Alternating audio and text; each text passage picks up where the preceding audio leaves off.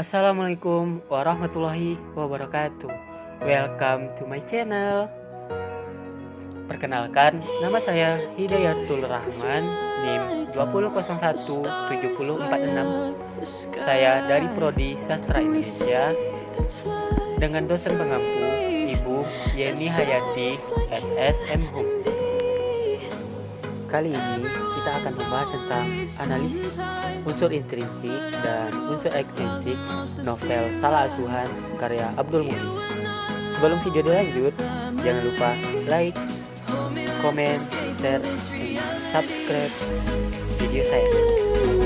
Oke, sebelum masuk ke analisis unsur intrinsik dan ekstrinsiknya, kita perlu mengetahui terlebih dahulu latar belakang pemilihan novel serta biografi pengarangnya.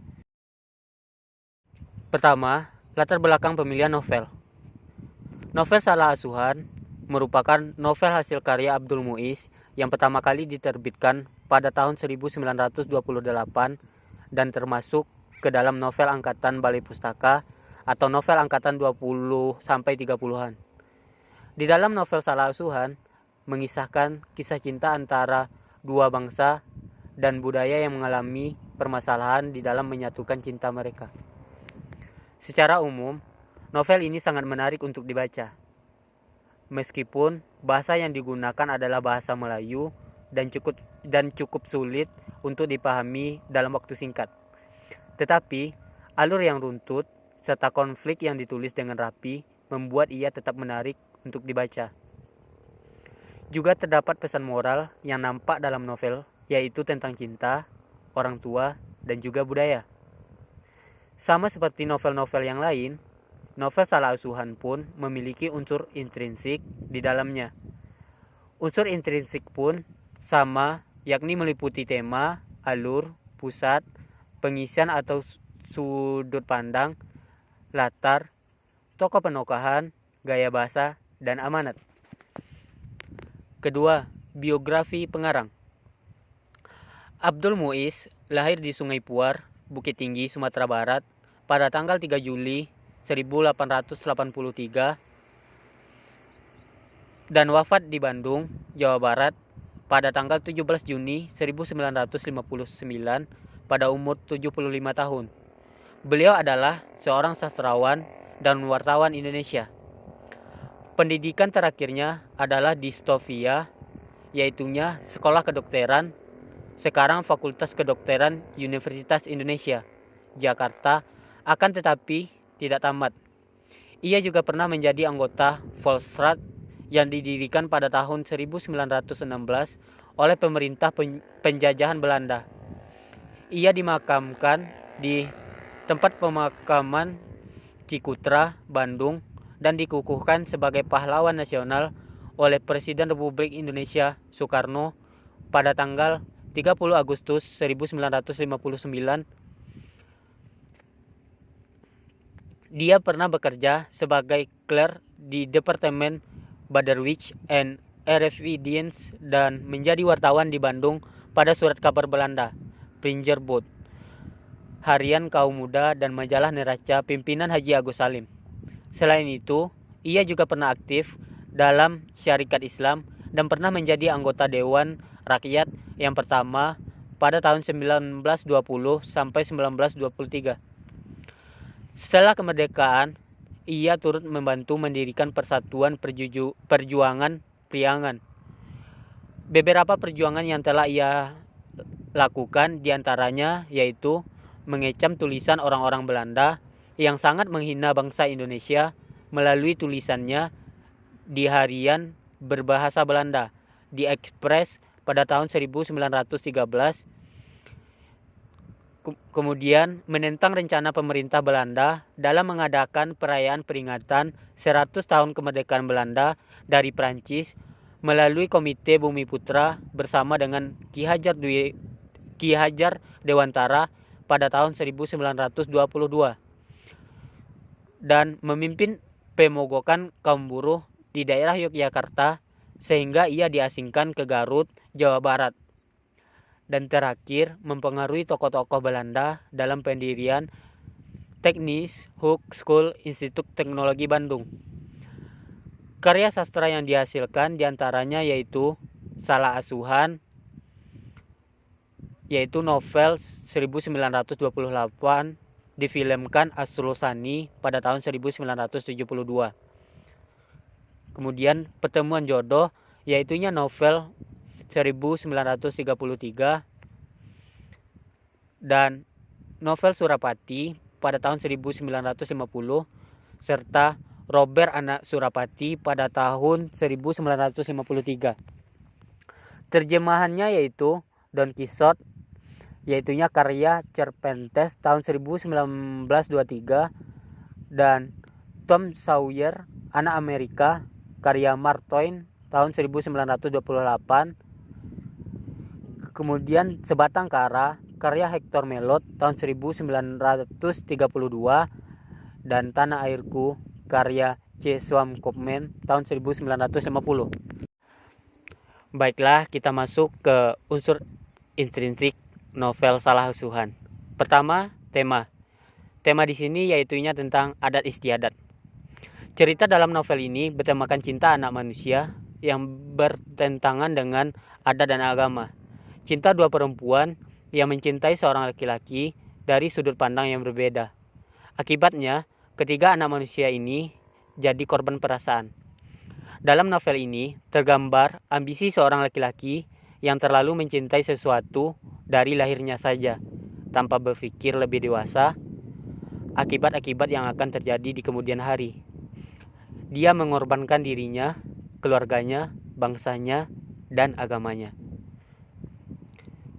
Kedua, alur.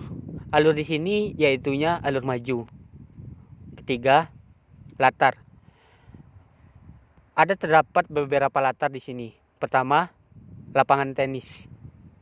Kedua, Minangkabau. Ketiga, Betawi. Keempat, Semarang.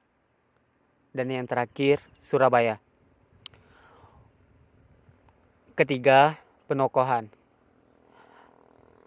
Ada terdapat beberapa tokoh di dalam novel ini. Pertama, ada Hanafi. Hanafi ini merupakan seorang pemuda bumi putra Solo terpelajar yang berwatak keras, sombong, emosional, dan durhaka terhadap ibunya. Dia memiliki wajah yang mirip dengan orang Belanda. Perilakunya juga mencerminkan orang Belanda yang selalu menghina orang bumi putranya sendiri. Kedua, Corrie de Busch. Corrie de Busch merupakan seorang gadis Belanda yang awalnya tinggal bersama ayahnya di Solo. Corrie memiliki paras yang cantik, berasal dari kelas atas dan terpelajar.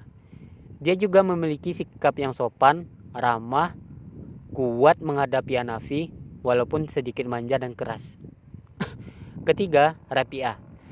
Rapiah merupakan seorang gadis desa bumi putra Solo yang dinikahi oleh Hanafi untuk pertama kalinya. Rapiah berwatak sabar dan setia mendampingi suaminya yang berwatak keras dan tidak suka padanya. Rapiah termasuk istri yang baik walaupun ia memiliki rasa malu yang tinggi. Keempat, ibu Hanafi, yaitunya Maryam. Maryam merupakan seorang ibu yang rela berjuang demi hidup anaknya. Ia berusaha memenuhi semua biaya pendidikan anaknya. Bu Maryam selalu sabar dalam menghadapi anaknya yang durhaka. Namun, ibu Hanafi adalah ibu yang pemaaf. Dia tetap memaafkan semua kesalahan Hanafi yang telah durhaka padanya. Kelima, ayah Corrie, yaitunya Tuan de Busch.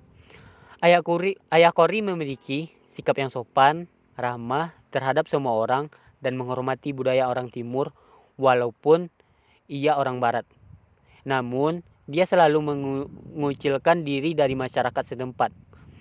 Ayah Corrie kemudian meninggal pada saat Corrie di Betawi. Keenam, Syafi'i. Syafi'i merupakan anak Hanafi dengan Rapiah. Syafi'i adalah anak yang masih lugu. Dia tidak tahu apa-apa mengenai ayah dan ibunya. Ketujuh, Nyonya Van Damme. Nyonya Van Damme merupakan nyonya yang berbaik hati, memberi tempat persembunyian untuk Corrie agar dapat menghindar dari Hanafi. Nyonya Van Damme juga sayang terhadap Corrie. Kedelapan, Tante Lien. Tante Lien merupakan tetangga Qori pada saat dia menikah dengan Hanafi. Tante Lian adalah pribumi asli Betawi yang berkebiasaan latah. Kesembilan, Tuan Direktur. Tuan Direktur merupakan direktur bank tempat Qori bekerja setelah pergi meninggalkan rumah karena perkara rumah tangga. Tuan Direktur ini menaruh hati pada Qori. Ke-10, Piet. Piet merupakan sahabat Hanafi yang menasihati Hanafi pada saat Qori pergi meninggalkannya. Ke-11, Tuan Administratur. Beliau merupakan orang yang baik hati, menemani Hanafi di Semarang dan menyediakan kursi, minuman, dan makanan pada saat Hanafi semalaman di kuburan Qori. Ke-12, pembantu Qori. Ke-13, Buyung. Buyung merupakan orang yang membantu Hanafi dan ibunya berwatak lugu dan penurut. Ke-14, Simin. Simin merupakan pembantu di rumah Qori yang berwatak lugu dan sabar. Ke-15, tukang pos, yaitunya orang yang mengantar surat untuk Rapiah. Ke-16, Nyonya Jansen. Nyonya Jansen merupakan nyonya yang berpura-pura baik, tapi sebenarnya beliau licik. Ke-17, Mina. Mina ini merupakan pembantu di rumah Qori dan Hanafi. Selanjutnya, sudut pandang. Sudut pandang pada novel ini yaitunya sudut pandang orang ketiga, yaitunya serba tahu. Selanjutnya, gaya bahasa. Bahasa yang digunakan adalah bahasa Melayu, terdapat juga bahasa Belanda. Dan lanjut yang terakhir, amanat.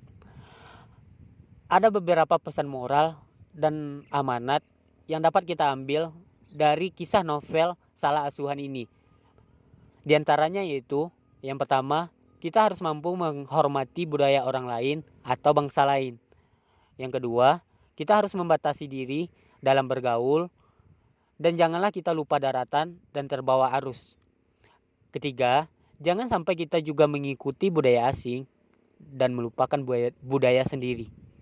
Keempat, segala sesuatu yang kita lakukan dan kita jalani dengan menggunakan kekerasan dan emosional, maka kehancuran dan kegagalan yang kita dapatkan serta akan kita alami.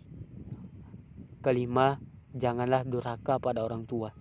Baik, masuk ke pembahasan terakhir kita, yaitunya tentang unsur ekstrinsik novel Salah Asuhan. Pertama, ada latar belakang penciptaan. Latar belakang penciptaan berasal dari luar diri pengarang. Karena pada novel ini, pengarang hanya sebagai sudut pandang orang ketiga yang mengetahui segala hal atau serba tahu. Di zaman ini, kisah seperti ini banyak terjadi akibat Belanda datang dan menetap di pribumi. Kedua, nilai adat istiadat. Adat istiadat pada saat itu tidak memperbolehkan seorang wanita atau pria yang berbeda bangsa bersatu dalam cinta atau saling mencintai. Dan hormati orang tua kita karena apa yang dikehendaki akan berbuah manis pada diri kita. Ketiga, nilai sejarah. Diskriminasi kelas sosial di cerita ini sangat terlihat. Contohnya perbedaan terhadap bangsa pribumi dan Eropa. Di kalangan pribumi pun terjadi diskriminasi terhadap masyarakatnya sendiri. Di zaman ini, ada golongan orang yang disebut bujang, yaitu pembantu yang mengabdikan seumur hidupnya kepada sang majikan. Keempat, relevansi dengan zaman sekarang. Dalam novel ini, banyak menceritakan tentang kedurhakaan seorang anak pada ibunya, yang sekarang banyak terjadi di kalangan pemuda-pemudi Indonesia. Keadaan itu sungguh keadaan yang sangat memprihatinkan. Di sini juga dijelaskan bahwa adanya orang yang melupakan adat istiadatnya sendiri. Sebagaimana kita tahu bahwa saat ini remaja Indonesia sudah mengalami pergeseran nilai dan budaya. Selanjutnya, sinopsis novel. Judul buku ini yaitunya Salah Asuhan. Nama pengarangnya yaitu Abdul Muiz, penerbitnya Balai Pustaka dengan ketebalan 273 halaman. Sekian pembahasan kita tentang unsur intrinsik dan unsur ekstrinsik novel Salah Asuhan karya Abdul Muiz.